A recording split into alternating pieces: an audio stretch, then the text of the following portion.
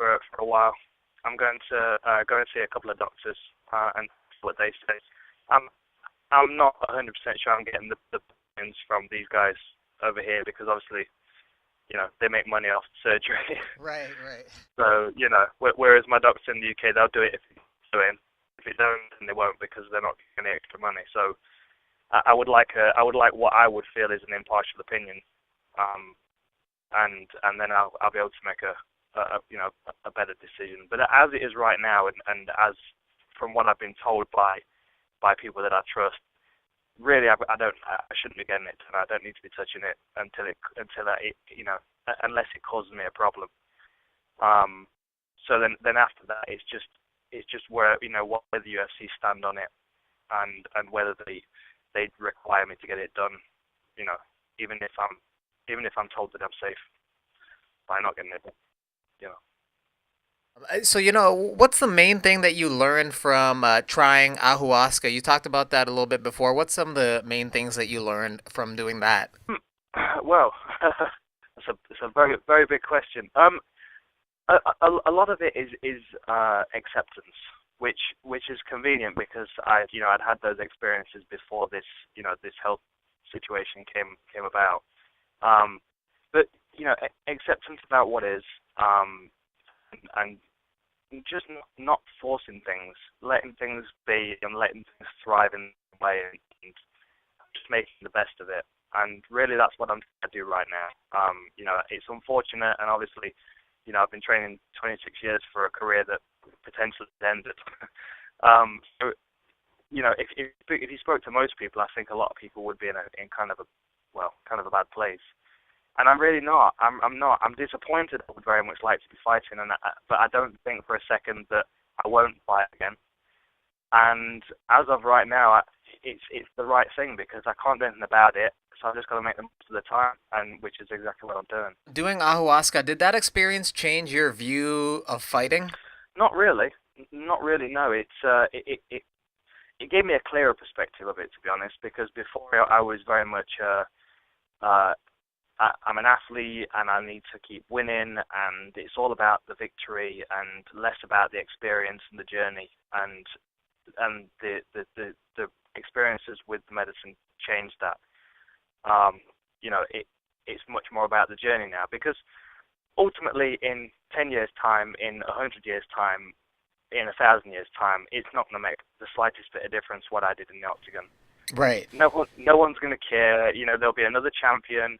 And as wonderful as everybody says GSP is right now, there will be another champion after him, and there'll be another one after that, and another one. It's just an endless cycle. So recognizing the fact that it's an endless cycle, I've got to get something more out of it than just being excited about being a part of that cycle because it's pointless, relatively. Relatively speaking, it's really pointless. The win is insignificant in comparison to the journey that we get from it, lessons that we learn from it. So coming back after the Ludwig fight, I got that win, and then I went to Peru for to have my first ayahuasca experiences. When I came back, I was in a much better place just to go into training camp and enjoy the process of being a martial artist. Is there a difference between being a fighter and being a martial artist, and what do you consider yourself? Well, both. I mean, I don't think there is a difference between the two, and I think that some people fall into one or the other category. But the ideal situation is to be the martial artist that's built like an athlete and fights like a fighter.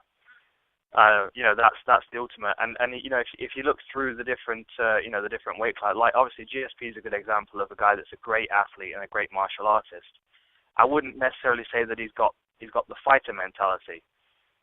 You know what I mean? And I'm not saying that he couldn't fight if it came down to it, but predominantly he's an athlete and a martial artist, whereas I've always predominantly been a fighter and a martial artist, and less of an athlete. And when I joined the UFC, I think I got closer to being an athlete, but I lost touch with the martial arts side of it to a certain extent. And I think I mean in martial arts it's all about balance, and I've read this throughout many different martial arts books, from the Book of the Five Rings to the Book of the Samurai, and they all talk about it's all about balance. The martial artist should also be a poet and an artist as well, and that's not saying that we should all be painting massive patins between training sessions, but we should have balance. We can't be all or nothing.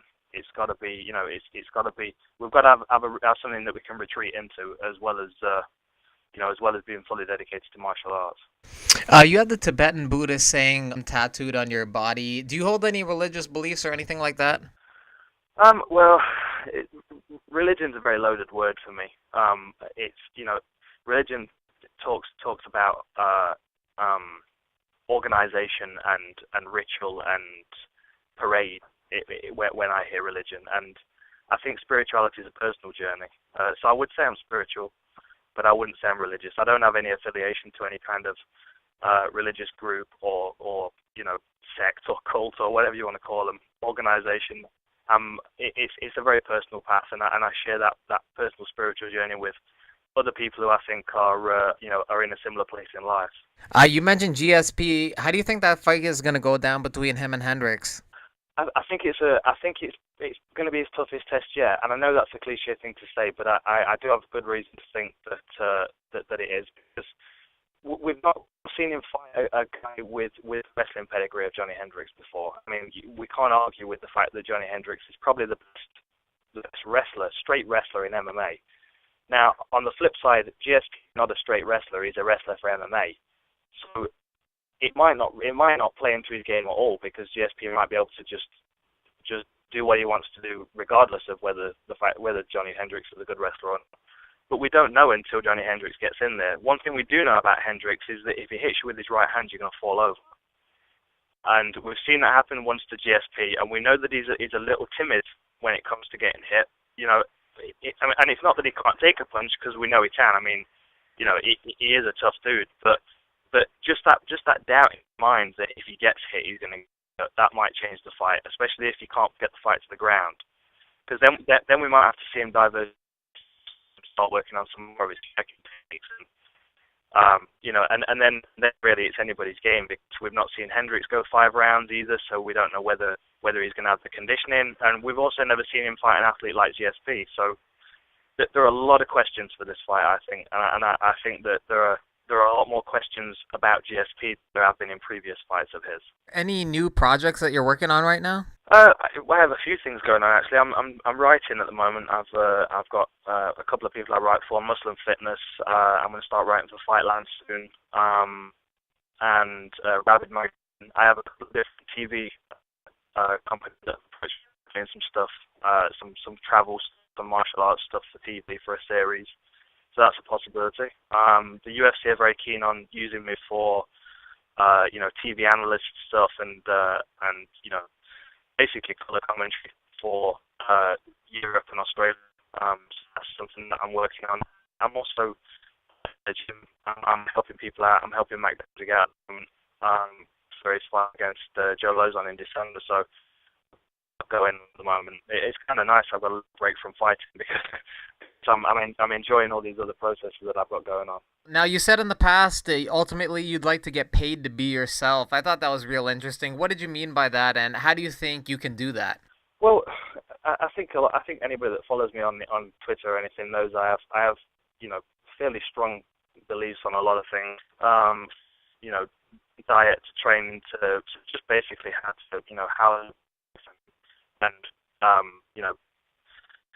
how potentially other people could live theirs to have less of an impact on the people around them and their